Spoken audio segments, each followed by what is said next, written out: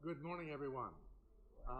My name is the Reverend Dr. Lewis Gates, and today we're going to speak a little bit Lyceum on phenomenon. So we're going to speak a little bit on that, give you some kind of a little bit of history, and do a little bit of talk about physical phenomenon. When we look at the Fox sisters, we have this story of the Fox sisters hearing the raps, Hydesville, the birth of modern spiritualism. Not soon after that, they started to do table tipping or table turning, as they would call it back in the day. And Spirit would speak to individuals through the table. It would move, it would turn around, it would raise up, and it would answer yes and no questions, but it also would spell out the alphabet. So back in the day, it was more of the table was used for hours, I guess, because we didn't have television, we didn't have iPhones or iPads or anything else. People would sit for hours allowing the table to spell out sentences. And it would knock 3 times or 5 times, and it would be that letter. It would 10 times that letter. So it would continually go through all the letters of the alphabet until you got a complete sentence. And then about 1849, after the Fox sisters, it actually moved to Europe. And almost every house at the time was doing table tipping or table turning.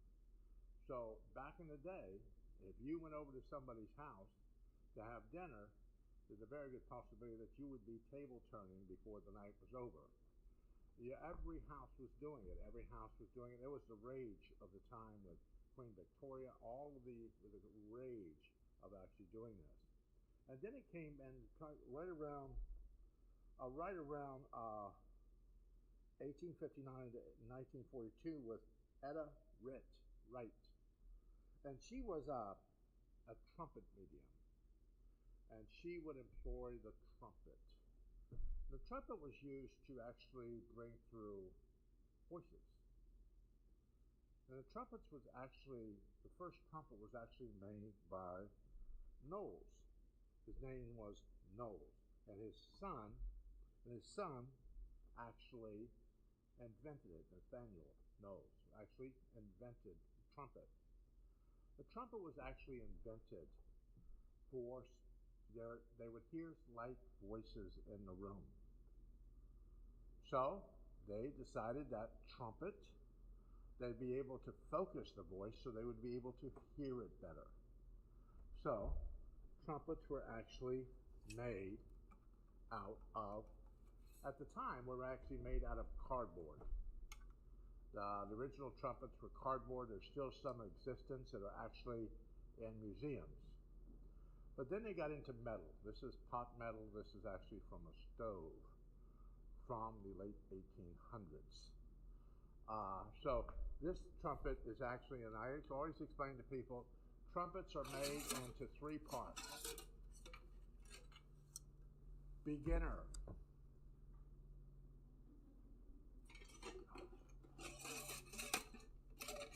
Then you get that little one to move. A little bit more than presenter. Then if you really get it to move, this is for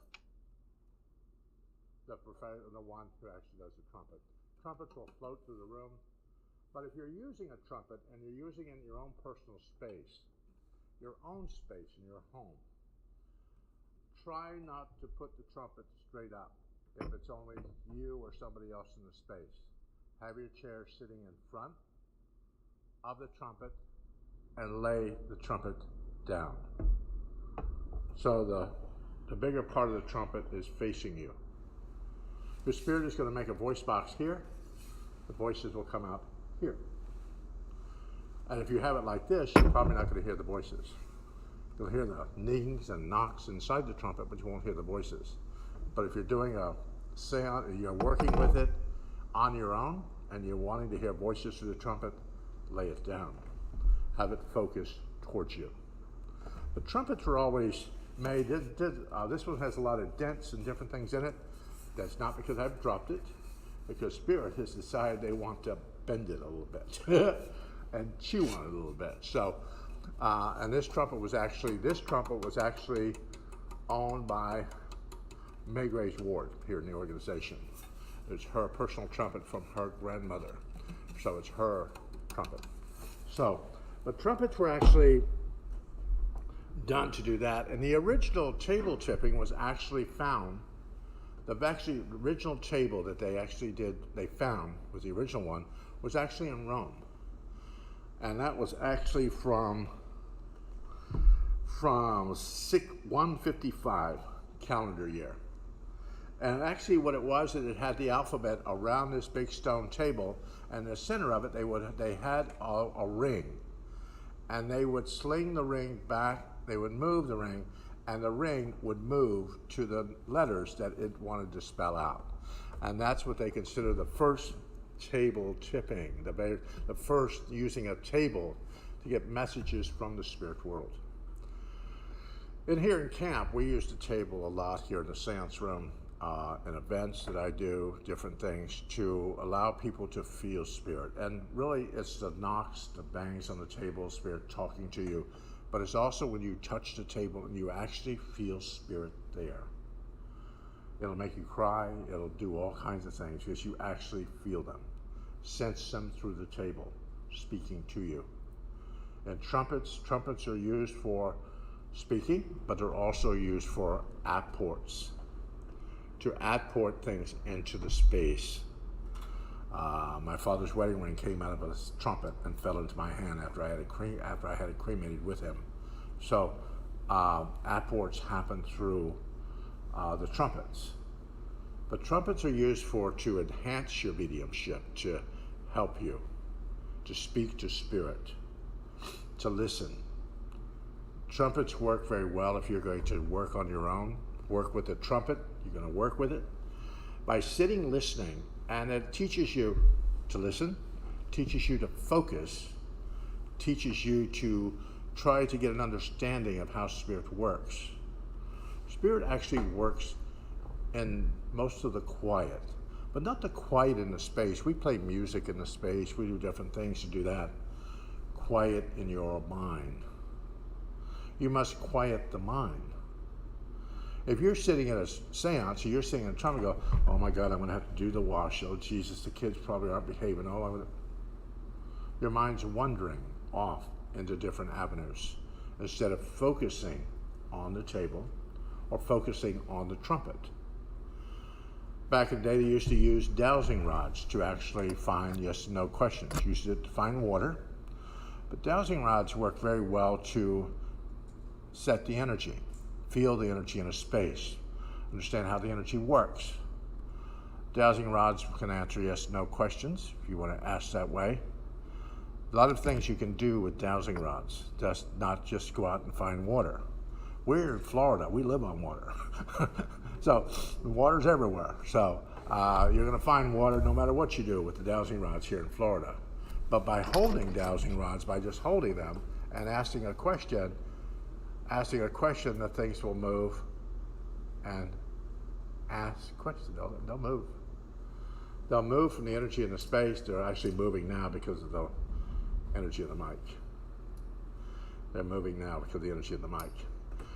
But you can ask yes and no questions for them. You can ask your yes and no questions. I did a class here last night, Friday night, on reading with dice.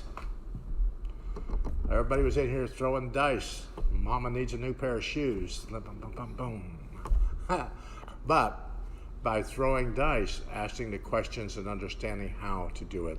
And mediumship, working with phenomenon, actually helps you to get a new understanding of how you personally work with spirit. Gives you to tell a story. And when I teach my classes on mediumship and connecting to the higher senses of consciousness, it's never the reading that you give or the connection to spirit that you understand. It's the story that you tell because you made the connection. It's that story from the spirit world that you start to tell people. You take them on a journey. I always convey a mediumship to a book. You start at chapter 1, you read through the book and take people along on the journey. If you drown them in chapter 1, you're never going to get them to the back of the book. Try to bring them with you along on the journey. The journey. And as a professional medium, you know if you're on, you're off, you're in, connected. You know that when you do seances, when you connect to spirit, and you do that, you know that you're either on or you're off. You know it. You know, as a professional medium, as working in spirit, you know. You know whether you're going to be able to work with the individual or not. You already know that vibration when they walk in your office. But seances are a little bit different. The seances are actually where you, the presenter, which would be me or somebody else, would then set the space. I don't trust you to set the space because I don't know where you're coming from. I set the space because I'm putting on the event. I protect it. I bless the space. I clear the space, and I move it. I don't really use sage. We can sell sage at the bookstore. Go buy some if you want to, but I don't use sage. I don't think it does anything. I used to laugh. My grandfather used to tell me that people in the spirit world just take a shower in it, just do whatever you want to do with it, but they don't care.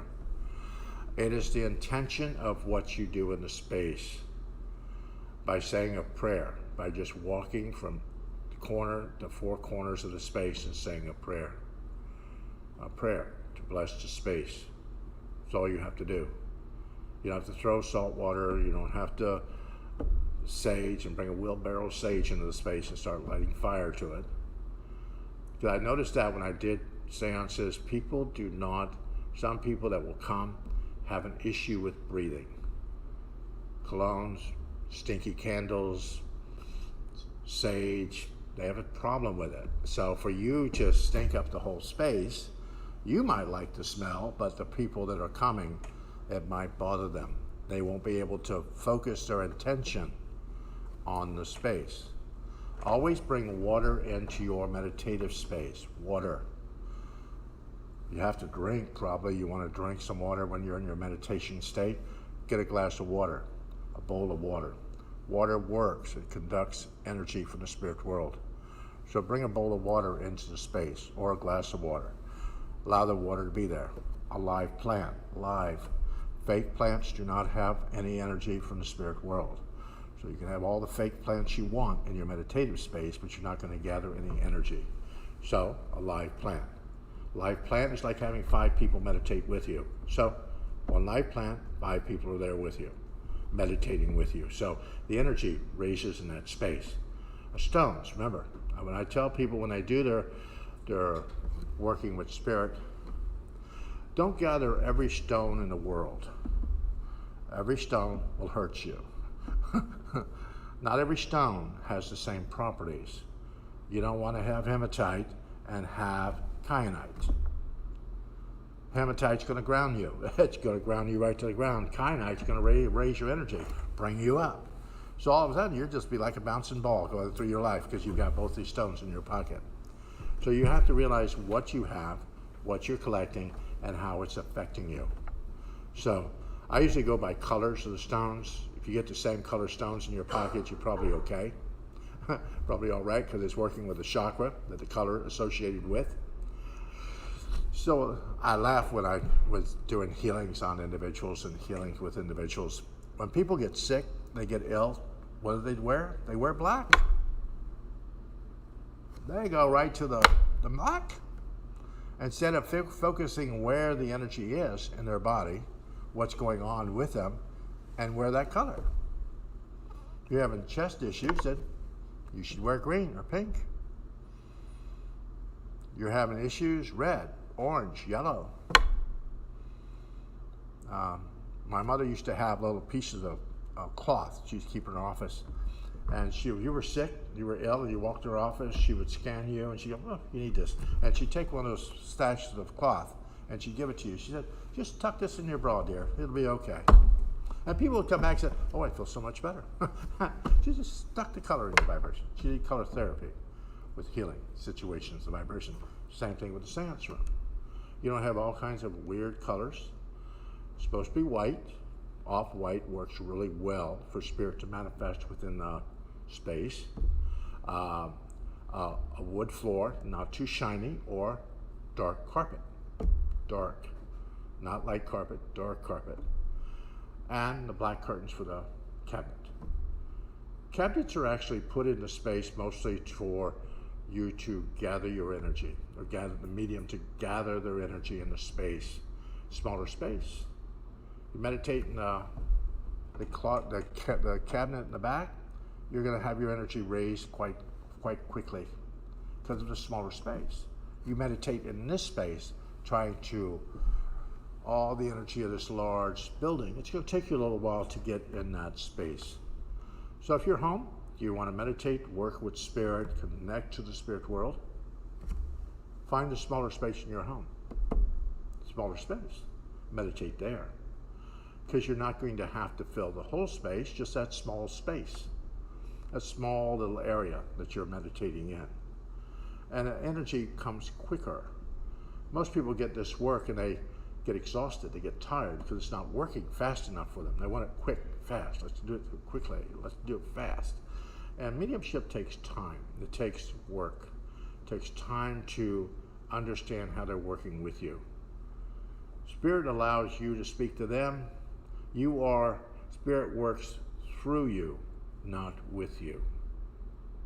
Through. Everybody thinks, oh my God, I am so great. No. They are working through me. I'm just a conduit for spirit to be part of my vibration. I feel blessed to have them work through me. But they're working through me, not with me. Through me, because I am not supposed to be controlling it. Controlling the situation. I am allowing myself to be the conduit. Sure, you have to be insightful of what you give. You can't tell people crazy stuff and say, well, spirit made me do it. You've got to be able to be congenial with the individuals and the readings that you give. Same thing with the spirit world. You touch the table, you do the things, the messages coming from the table, messages coming in the seance room should be uplifting. If not, you as a presenter or you in that space should get up, clear the space and walk away for a while. If they're not giving the information as a high note, as a high connection to you, you don't need to play with that spirit. Not because we attract crazy spirits, but you might have somebody in your house, a couple of eggs short of a dozen. They should be trying to do stuff, and they've got people that have followed them, not you, and they're dropping them off in your house, in your space. So now you have to deal with that energy because you have allowed it in your space. That's why you clear the space. You don't allow people to sit in your meditative chair because it's all psychometry. Psychometry is what works with mediumship. No matter how you move the whole vibration, if your energy is not set, your energy is not well, you're not raising your energy to a higher vibration, you're not going to attract the spirits that you're supposed to have. You meditate or go crazy in a smaller crazy place that isn't quite up to par, you're probably not going to attract the spirits that you need. At my class, I told somebody the other day, some lady went out to the graveyard. She had to lay on this guy's grave that killed 6 people. Lay on it. I wanted to conjure the spirit. And she got home and she called me. She said, Louis, I have a spirit following me. Well, thank God he's at your house and not mine. But you're the one that focused that intent. You went into that space. You went there. So that's the same thing with seances and individuals. You're going to a class, you're going to a group, you're learning to learn spiritual connection. When you walk in a space, your first thought is, oh, this is not good for me. Get in your car, go home. Feel the energy of the space and let yourself understand, does it work for you? We work in a spiritual realm, understand that there is not all flowers and blessings and love and support on the other side. There's some other stuff over there that if you want to go there, it's there. It is there. So you have to raise your vibration and not put yourself in a situation that you go, that's not good. Ooh. But you all know everybody else is doing it. I should probably go. Listen to yourself. You'll know exactly what to do with your connection to spirit. You will. Because spirit works. It just connects. And spirit isn't wrong. Spirit doesn't give us a lot of wrong. That's just what happens is people, we don't interpret it exactly how they're trying to give it to us, because we're trying to interpret. We're trying to see what they're trying to say. And they were trying to interpret the way we think, like, oh, yeah, this is what they're trying to, like you see a screen, you see this, you see that. And usually for a medium, you're in this work, there's like, that's what it does. And while they go, you've got all the information. You need to start to read. You need to start the first chapter. So all of that few seconds, you've got information. You've got to start understanding what that information is. Be awesome if Spirit just came up and started talking to you. You just repeat everything they said. That'd be awesome. But no, they play games. They'll show you a chicken and a little red hen house and a broken down bicycle and a squirrel off in a tree. They'll go ahead, go do it. And you go, what is this? And then you got to try to make sense of it. So that's why you're learning when you're doing this work, is learning your psychic alphabet. You're learning that vibration of your alphabet, of how you work with spirit, what things mean to you, how they affect you when they show up. If your father drove a red car and you see a red car and you say, we don't have your father here. And the person says, oh, my father drove a red car. And if you have your spirits, your deceased loved ones, standing with you while you're doing a reading, there's a very good possibility that if your grandmother's here, their grandmother is here. They look like this person's grandmother. They acted like this person's grandmother. So there's a whole thing here. Your relatives don't show up just to watch you read. There's a reason why spirit shows up. Same thing in the seance rooms when you do this spiritual work. There's a reason why they showed up. As a medium doing this work, I hate it when people go, oh, I have Jimmy here. Anybody have Jimmy? Nobody has Jimmy. He was a wonderful person. Just came in, just flew right in, and Jimmy just flew right out. I mean, I don't, if Jimmy was here, there's a reason why Jimmy was here. There's a reason why he showed up. There's a reason why he wanted to speak to someone. There's a reason why he's here. So it's that connection with the spirit world, a connection to understanding spirit and understanding the way spirit works with you. Out of most of our life, some of us have been in this business a long time. And we understand how things work now. Remember when we first started, boy, we were just like little kids and we were like, oh, the newbies on the block, oh my God. We were just trying to attract everything. Boy, we were like a kid in a candy store, like, ooh, give me all, give me. Then once we get into it, we go, ooh, I don't need that. No, we're not doing that. Listen to yourself and what you need. Take in your mediumship what you need, hold it, and then what you don't need, leave it for somebody else to pick up. Leave it for them. Don't try to hoard it or put it in vibration. Leave it for somebody else to take. No sense of hoarding it, because it's not going to be any good to you. It's just going to be sitting on your shelf collecting dust. Let somebody else use it. Somebody else that needs it. I have books on my shelf that I don't look at anymore. If somebody came to my house and needed it, I'd give it to you. Because I don't need it.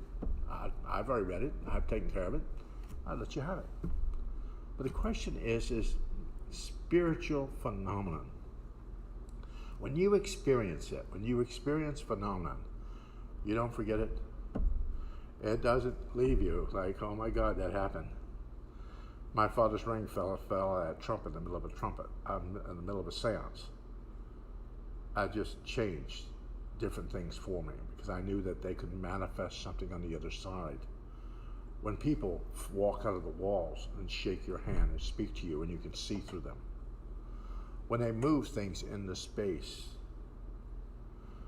We had a lady, I did a seance, and she goes, Louis, I want a Mustang. And we all in the seance were thinking, if she gets a Ford Mustang in this room, it'll probably kill all of us if it falls out of the ceiling. So probably not going to get it in this room. But when we turned the lights on, underneath her chair was this skeleton key with a Mustang on it. And we thought that was cool. We all laughed. I said, you're going to have to try to find that car that key fits to. But people were getting things that they were supposed to have. I did a seance with a couple people here. They asked for stuff. I think she asked for her mother's ring. She got a ring. It was a little small ring. She got a ring, but it was a little small ring. Wasn't her mother's ring, but she got a ring though. But the question is, Spirit has a way of listening to you, of what you're trying to propel. That's why focusing. Focus. Spirit has a sense of humor. Focus what you're looking for. Because if you don't focus, Spirit goes, ha, we got something. And you're going, I didn't ask for that. Make sure you focus on what you're looking for. Focus on your gifts. Whether you're clairaudient, clairvoyant, clairsentient, focus on the gift that you were given. Don't be scattering yourself, running off to something else and go, maybe I should be that. What is your gift? What has Spirit given you to work with? Maybe you have the gift of healing. Maybe you have the gift of clairvoyance. Maybe you have the gift of automatic writing. What is the gift that you have a draw to? And the spiritualist camps around the United States, we all do mental mediumship. The only reason we do mental mediumship in camps around the United States is because people were charlatans in the time, and they were doing things that weren't supposed to be done. So the tools, everything that were used in spiritualist camps many years ago, are non segrata now. And that happened around, back around 59, 60, before around, I think around 60, 61, before that time period. You could still go to a spiritualist camp and get tarot readings and different things with cards and tools. It was not till certain things started happening in Chesterfield, different things around different organizations, then they changed it to only mental mediumship. So mental mediumship, because I remember my mother going to different places and being able to do what she did in different spiritualist camps at the time when I was traveling with her as a child. But then at about the 60s, though, she couldn't do it anymore in the spiritualist camps because they changed the rules. Changed them. Same thing with seances. The different things. Seance rules are pretty much changed now in spiritualist camps. There's only certain things you're able to do in the rooms. And usually if you're coming here, you'll have a minister in that seance space to oversee, to make sure that nothing's being done that isn't above board. So with seances in camps now are very, I don't want to say structured, but they're very kind of put that if you experience something in a seance room here in this organization, another organization, you're going to experience true spirit. Because we work with bringing through the true vibration of it. I laugh. I got to tell you a story. We had a medium here. He did seances. I'm not going to mention any names with the individual, but he did seances here. So he was going to speak to spirit. So I said, ooh, this is going to be awesome. We're going to see trumpets. This is going to be just awesome. So we all paid our money. So he's sitting outside of the thing, and the girl gives him water. He swallows this, he puts this water in his mouth. She said, he's not going to be able to speak now because you have water in his mouth. And she taped his mouth shut. So he goes into the cabinet and sits. So we're going, oh, this is going to be awesome, because if he swallows the water, he can't get more water. And just before the thing starts, she picks up the water tray and puts it in with him. And I'm going, she goes, I said, why is the water going in with him? She goes, spirit might want to drink. Yep. Okay, this isn't working. This isn't looking good to me already, because he can just pull the tape off a little bit, sips water, talk from in there. And then we thought, okay, we're probably not going to get direct voice, so give that up, it's done.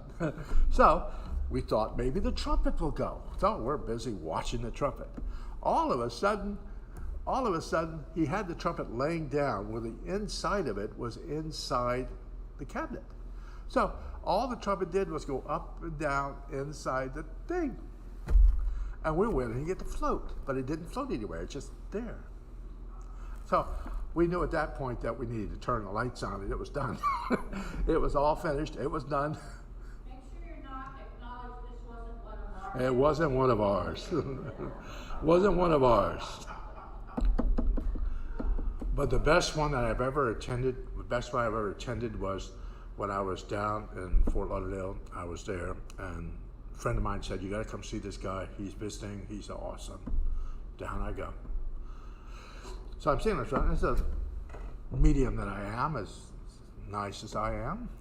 I'm sitting there, and I noticed the chairs are so far away from the wall. So that kind of worried me. I go, why are the chairs out from the wall? Why is that happening? So I questioned a little bit, but there's only one chair in the room had wheels on it. So I'm going, that's strange. So anyway, he goes in the cabinet, pitch black dark, lights are out. Next thing I know, only the chair with wheels on it was moving with the girl in it. So then everybody on that side of the room was being touched. Everybody's going, ooh, Spirit's touching me, ooh. I'm going, oh yeah, all right. So I didn't know he was walking, but I kind of had a suspicion. It's that beautiful medium that I am. I just pushed my chair back to the wall. So I waited, and he got about from me to that chair, and he knew I was there. And then you could hear him not running, but moving very quickly to get back around the circle, back into the cabinet. And when they finished turning the lights on, and they opened the cabinet, and he was in there, he gave me the dirtiest look, like, what are you doing? But the question is it's not one of ours that we train our mediums quite well here to do seances, to work with spirit, to connect to the spirit source. And we all work differently. We all work with spirit in our own way, our own connection to the spirit world. We don't work exactly the same way, but we do get the information the same. I love when people come out here and they'll get a reading with me, then I'll go with Judy, then I'll go with somebody else, then I'll go with somebody else. I get 5 readings within the day. Then they'll come back to me and say, every reading was just about the same. Well, we're all connecting to the same guides. We're still connecting to the same people. We're not going to give you a different reading. My friend of mine, she has like 50 or 60 dream books. And if she has a dream, she'll go through every single book till she gets to the book that she thinks works for her. This one works, I don't want to work, and she'll do that. But allow yourself to find that. Another question? Yes. Emily from online says, how can I learn to understand the clairaudience I have? The clairaudience, to understand clairaudience, is to sit quiet and listen. Clear your mind. A lot of people say, well, notice I'm not seeing anything or here. Then if you're going to block out outside influences when you're working with spirit, buy yourself a blindfold. Get yourself in a quiet space where you're not going to be interrupted, and sit quiet and focus on that gift. And then explain to them how to work with you. If spirit is sitting there going, they're just talking, going, I don't understand that. I don't know what to do with that. I don't know. Then talk to them. They're standing there trying to work with you, so talk to them. If you're hearing voices and you go, I don't understand what they're trying to do for me, then tell them what you would like them to do. Tell them. Because if you're really quiet, they're going to say, oh, you must like it. Let's do this some more. You have to tell them. Remember years ago, my wife's brother passed to spirit. He would come in and choke her. And she'd lose her breath. He'd choke her so hard. And I said, you need to make him stop. Make him stop. Tell him to do it another way. And so she settled on having a tear come out of her eye. So now when he comes, tear. No choking. No taking the breath out of you. Same thing with clairaudience. They should be speaking to you, and it could be in syllables that actually work for you, but address them. But you have to have a quiet space when I was working on a lot of my clairaudient, I blocked out all the outside noise. I got earplugs and blindfold. And I sat in a complete quiet. So if I heard any noise, it was spirit. With no outside noise. Like you could sit in a dark room and hear water dripping from outside, and you're going, oh, spirit's here. Yeah. And clear aliens, the smell? The smell is to kind of understand what the smell is. Now, if you haven't taken a bath for a few weeks, it might be you. But understand what the smell is and see if it works with something. You start to train yourself psychically. If your mother loved lilacs and you smell lilacs, very good possibility your mother is here. If you smell old beer cans and your father was an alcoholic and drank beer all the time, probably dad's here. The smells really come from where you smell. A lot of people will get like Old Spice or get Old Spice or Aqua Velva. Back in the day, Aqua Velva. I had an uncle who used to drink Aqua Velva because he couldn't get alcohol, but still, but still had that smell. And you'll get that smell and you go, oh, you're here.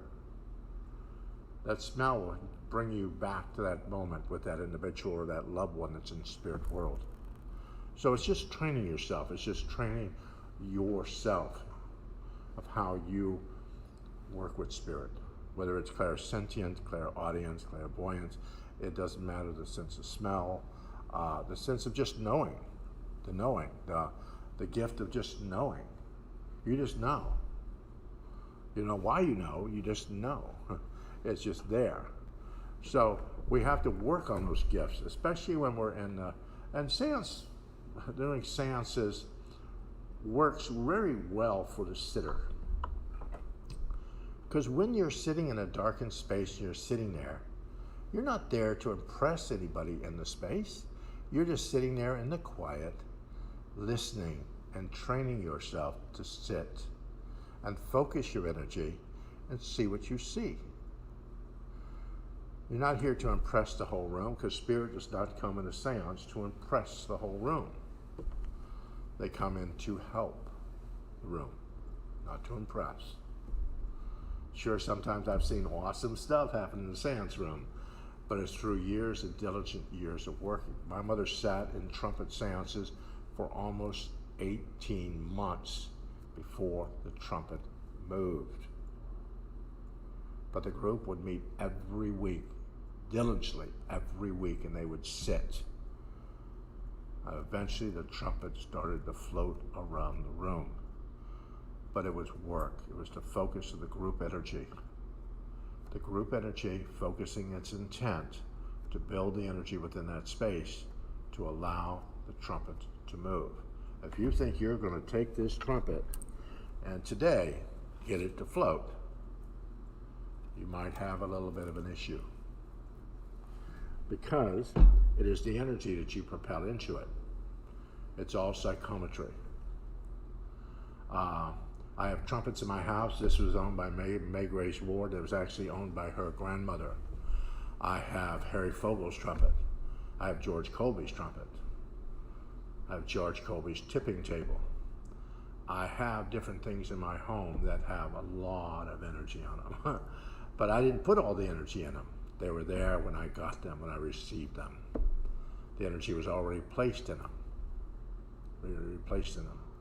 I remember years ago, I was sitting in May Grace Ward's house, and she had the trumpet laying on the table.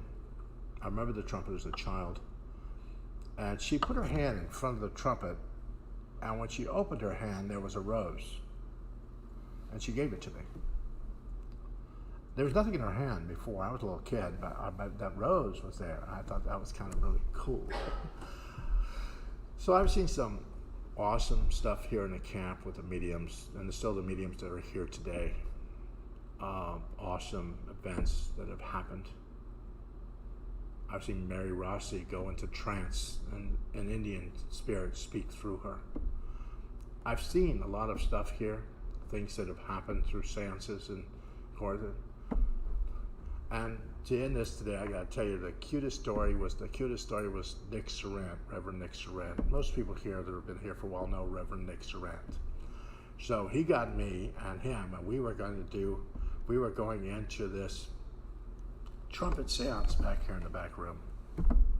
And me and Nick, we were, huh? But we put fluorescent tape on the chairs. We didn't tell anybody we did it, but we did. So if you were sitting in the chair, you wouldn't see the tape. But if you stood up, tape would light up. So we're sitting in the room. All of a sudden, the presenter's chair, you could see the tape. And the trumpet was coming around the room. And Nick, he looked at me, he goes, "Watch this." And Nick's going around the trumpet. And all of a sudden, he grabs the guy's arm, he goes, "Turn the light on, Lou." And that happened a while ago. And I think Jim Watson was there too. Reverend Jim Watson was in the room too. But I thought it was cool because he'd take his hand going. And Nick jumped, he goes, "Turn the light on." So, but it wasn't, not one of ours. But the question is the understanding that when you're doing stuff like this, remember, if you're in a darkened room, there should be some kind of light in the room. The room does not have to be completely dark. It does not have to be dark to do table tipping. I could grab one of these tables, go right out in front of this church, and I can do table tipping right out there in the street. It does not have to be dark. If it's all pitch black dark and you're sitting in the darkness and oh my God, things are happening, should be some kind of light. Remember that. Some kind of light. And I think here in this organization, we allow you to have, there has to be some kind of light in the room. Something in the room. The light in the room. It's not supposed to be pitch black darkness. Yes? I just wanted to comment that I first went to your table tipping class to prove it didn't work because I was skeptic. But once you see that table shoot 35 feet across the room by itself, you cannot see that. That's it. This table tipping or table turning is an event that just once you see it, once you experience, you go, "Oh, that's real." When I first brought Marie, when I married Marie, and I've been doing this most of my life, when I brought her out here, and Cheney Owens was doing it in the back room, and Marie was looking all over the place for wires. Something had to be moving that table. Something was doing it. Now she loves doing this. She loves doing table tipping, but she'll sit there for hours and it won't move. I'll walk past the table, it'll start just bouncing and following me. It'll start moving. But remember, it's like wood tables work the best. Wood tables work the best. The table I have from George Colby is actually when I came here, when they were getting ready to knock his house down over here, I got pieces of the house and the handrail that went upstairs. To go upstairs, I had a friend here in Lake Helen make the table out of that.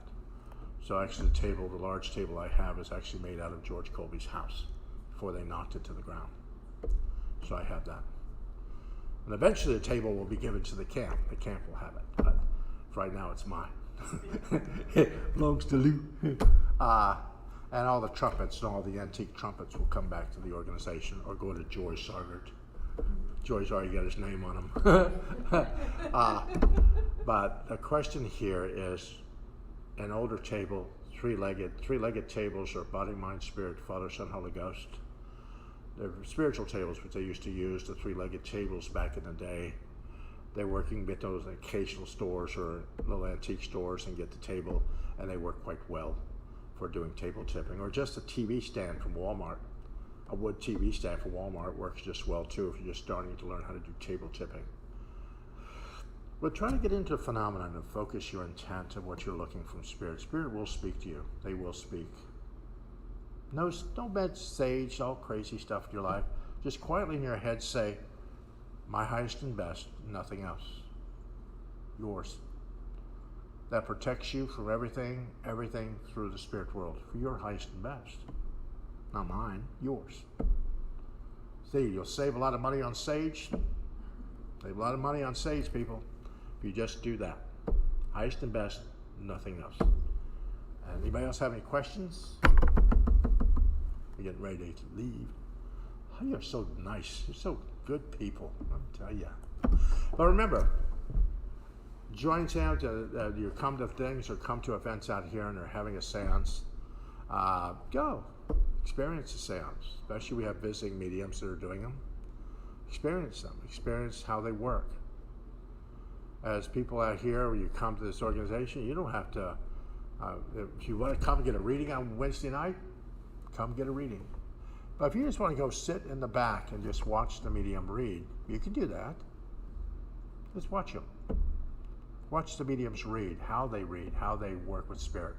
Yes, John? When's your next seance? I think I have table tipping. I think table tipping in June. I think I have a table tipping again in June. I think I have table tipping in June. But that event, if you go to buy table tipping, it usually gets sold out or booked out. So I think that's in June. I think it is. I'm not for sure when that is. I know it's sometime next month. I think. Make sure you tell my wife so I can meet it. Because the vibration with that is table tipping. And I do a lot of things in the seance rooms too, with trance demonstration. I have a trance demonstration coming up too, where I allow spirit to jump into me and speak to you. So a lot of stuff. I've got going, a lot of stuff. Other mediums, other classes going on here. See what classes you're attended to. You would say, oh, I like that. Go to that. We have Joseph Fortello. He's coming to do readings from heaven and different things this weekend. So Joseph's a visiting medium. Come out, see how he works, see how he's doing it. And I want to thank you guys. Thank you.